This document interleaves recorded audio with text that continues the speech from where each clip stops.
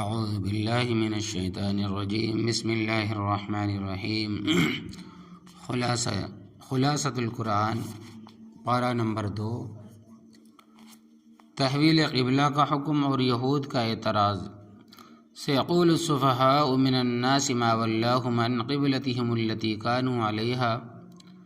دوسرے پارے میں سب سے پہلے تحویل قبلہ کو بیان فرمایا ہے۔ حضور اقدس صلی اللہ علیہ وسلم مکہ مکرمہ سے مدینہ منورہ تشریف لائے تو تقریباً 16 یا 17 مہینے تک بیت المقدس کی طرف منہ کر کے نماز ادا فرماتے رہے، لیکن آپ کی تمنا اور آرزو تھی کہ حضرت ابراہیم و اسماعیل علیہ السلام جو آپ صلی اللہ علیہ وسلم کے جد امجد ہیں، ان کے بنائے ہوئے کعبے کی طرف منہ کر کے نماز ادا فرمائے۔ اللہ تبارک و تعالی نے حکم نازل فرما دیا، فولی وجہک شطر المسجد الحرام۔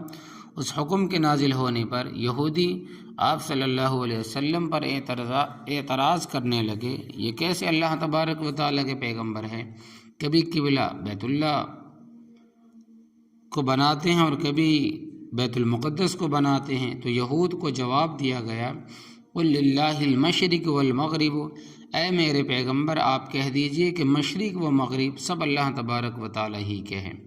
بعثت نبوی کے مقاصد، کما ارسلنا فیکم رسولا منکم یتلو علیکم آیاتنا ویزکیکم ویعلمکم الکتاب والحکمت ویعلمکم ما لم تکونوا تعلمون۔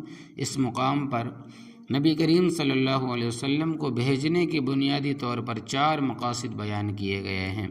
پہلا مقصد تلاوت آیات، دوسرا مقصد تزکیہ نفوس، تیسرا مقصد کتاب کی تعلیم اور چوتھا مقصد حکمت کی تعلیم ہے۔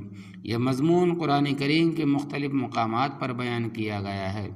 شاعر اسلام، ان الصفا والمروۃ من شعائر اللہ فمن حج البیت او اعتمر فلا جناح علیہ ان یطوف بہما۔ زمانہ جاہلیت میں صفا اور مروہ پر بت رکھے ہوئے تھے تو مسلمان ان کا طواف کرنے سے بچتے تھے۔ اس شبہ کو دور کرتے ہوئے فرمایا کہ صفا مروہ کی صحیح شعائر اسلام میں سے ہے، لہٰذا ان کا طواف کرنے میں کوئی حرج نہیں ہے۔ حج و عمرہ کے تفصیلی احکامات کے لیے حج و عمرہ کی کتاب میں ملاحظہ فرمائے جا کر 4 چیزوں کی حرمت کا بیان، انما حرم علیکم المیتۃ والدم ولحم الخنزیر وما اہل بہ لغیر اللہ۔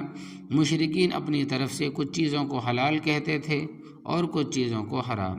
یہاں ان کی تردید فرمائی کہ جن چیزوں کو اللہ تبارک و تعالی نے حرام قرار دیا ہے وہ حرام ہے، اور یہاں 4 چیزوں کا ذکر ہے۔ نمبر 1 مردار، نمبر 2 بہنے والا خون، نمبر 3 خنزیر، اور نمبر 4 وہ جانور جس پر غیر اللہ کا نام لیا گیا ہو، یعنی اللہ تبارک و تعالیٰ کے سوا کسی اور کا نام لیا گیا ہو۔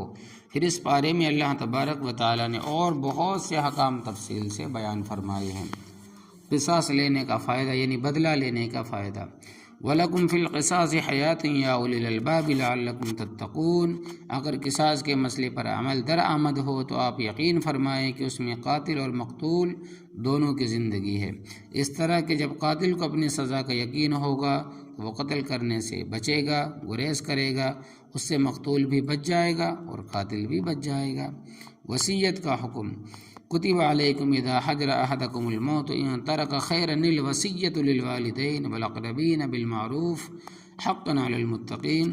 اس آیت میں وصیت کا حکم بیان کیا گیا ہے کہ فوت ہونے والا اپنی وفات سے پہلے اپنے والدین اور دیگر رشتہ داروں کے لیے وصیت کرے کہ کس کو کتنا حصہ ملنا ہے۔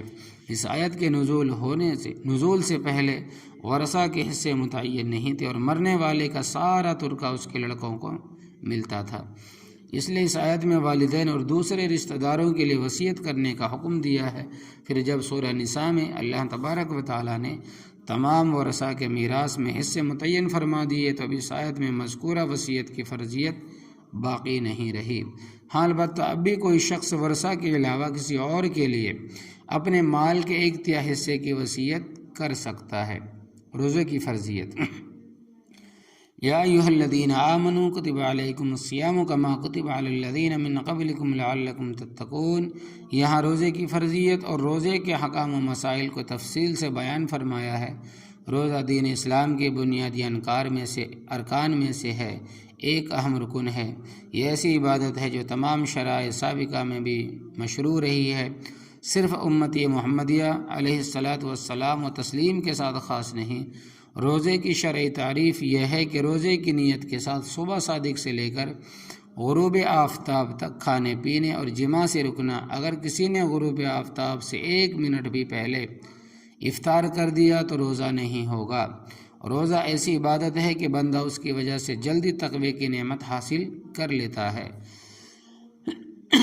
پھر مسافر اور مریض کے لیے رمضان کے روزوں اور فدیہ کے متعلق احکام بیان فرمائے۔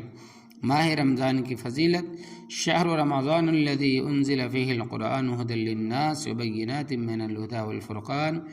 رمضان المبارک میں جہاں روزے فرض ہیں، وہی اس کی ایک فضیلت یہ بھی ہے کہ قرآن کریم اس ماہ مبارک میں نازل کیا گیا ہے۔ دن کو مومن روزہ رکھتا ہے اور رات کو قاری قرآن اور حافظ قرآن 20 رکعت تراویح میں قرآن کریم کی تلاوت کرتا ہے۔ غیر حافظ قرآن کریم کی سماعت کرتا ہے، یعنی غیر حافظ جو ہے وہ قرآن کریم کو سنتا ہے۔ اس لیے اس ماہ مبارک میں زیادہ سے زیادہ قرآن کریم کی تلاوت کا اہتمام کرنا چاہیے۔ شفقت خداوندی: وَإِذَا سَأَلَكَ عِبَادِي عَنِّي فَإِنِّي قَرِيبٌ أُجِيبُ دَعْوَةَ الدَّاعِ إِذَا دَعَانِ فَلْيَسْتَجِيبُوا لِي وَلْيُؤْمِنُوا بِي لَعَلَّهُمْ يَرْشُدُونَ۔ گزشتہ آیات میں روزے کا ذکر تھا، اس آیت کے بعد پھر روزے اور اعتکاف کا ذکر ہوگا۔ تو اس آیت میں اللہ تبارک و تعالیٰ اپنی شفقت اور مہربانی کا تذکرہ فرما رہے ہیں۔ اے میرے بندوں، میں نے جو تمہیں احکامات عطا فرمائے ہیں، اگر ان کی تعمیل کرنے میں تھوڑی بہت مشقت بھی محسوس ہو تو کوئی بات نہیں، میں تمہارے بہت ہی قریب ہوں، مجھ سے مانگو، میں دعا کو قبول کرتا ہوں۔ اللہ تبارک و تعالیٰ قریب ہے، اس سے معلوم ہوا کہ دعا آہستہ مانگنی چاہیے، اور یہ بھی معلوم ہوا کہ اللہ تبارک و تعالیٰ فقط عرش پر نہیں بلکہ ہر جگہ بلا مکان موجود ہے۔ تو اس آیت سے اشارتاً معلوم ہو رہا ہے کہ روزے کے بعد خصوصاً افطار کے وقت دعا قبول ہوتی ہے، لہذا اس وقت دعا کا خوب اہتمام کرنا چاہیے۔ اعتکاف کا بیان: وَأَنْتُمْ عَاكِفُونَ فِي الْمَسَاجِدِ تِلْكَ حُدُودُ اللَّهِ فَلَا تَقْرَبُوهَا۔ رمضان المبارک کے اخیر عشرے میں اعتکاف سنت مؤکد علی الکفایہ ہے۔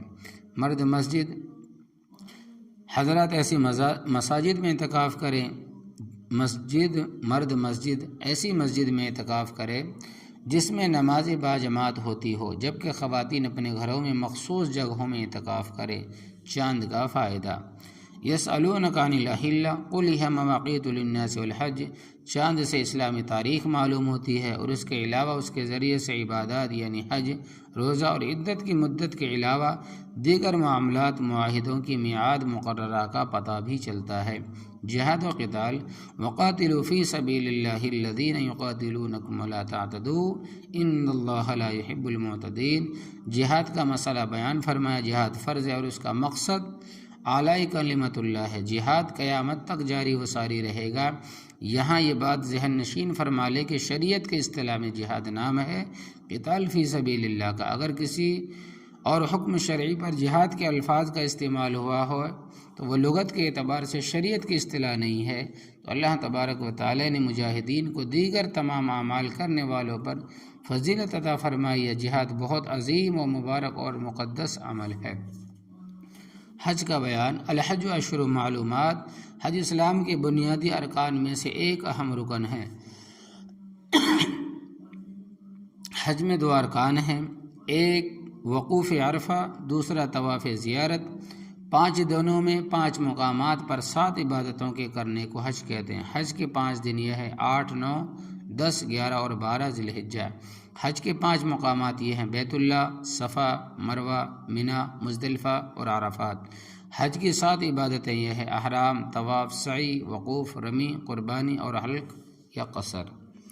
مرتدین کی سزا کا بیان: وَمَن يَرْتَدِدْ مِنْكُمْ عَنْ دِينِهِ فَيَمُتْ وَهُوَ كَافِرٌ فَأُولَٰئِكَ حَبِطَتْ أَعْمَالُهُمْ فِي الدُّنْيَا وَالْآخِرَةِ وَأُولَٰئِكَ أَصْحَابُ النَّارِ هُمْ فِيهَا خَالِدُونَ۔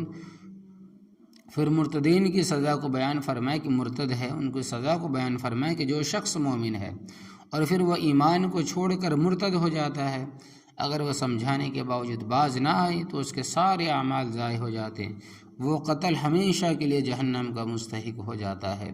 لیکن یہاں پر یہ بات ذہن نشین فرما لے کہ مرتد کو سزا دینا ہر آدمی کے اختیار میں نہیں ہے۔ جس کا جی چاہے وہ اٹھ کر مرتد کو قتل کر دے، بلکہ یہ کام حکومت اور وقت کا ہے۔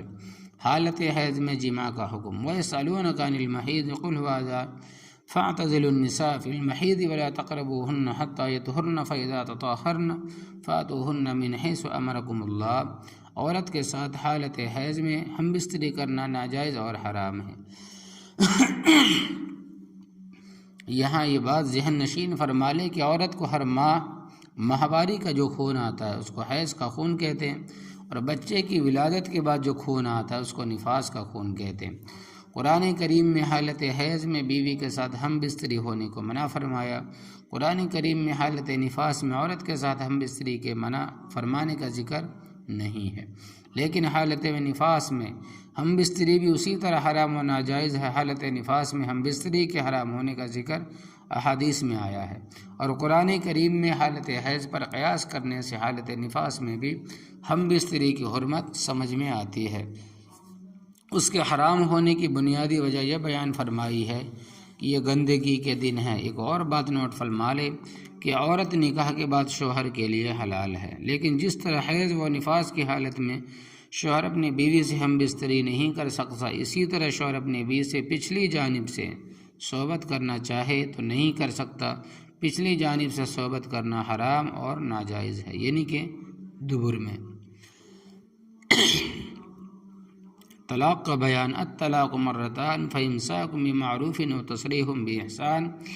طلاق کے مسئلے کی تفصیلات بیان فرمائی ہے۔ طلاق کے بارے میں ذہن نشین فرما لے کہ ایک طلاق دی تو ایک واقع ہوگی، دو طلاقیں دی تو دونوں واقع ہوں گی۔ اگر ایک مجلس میں الگ الگ تین طلاقیں یا اکٹھی ایک ہی کلمے سے تین طلاقیں دی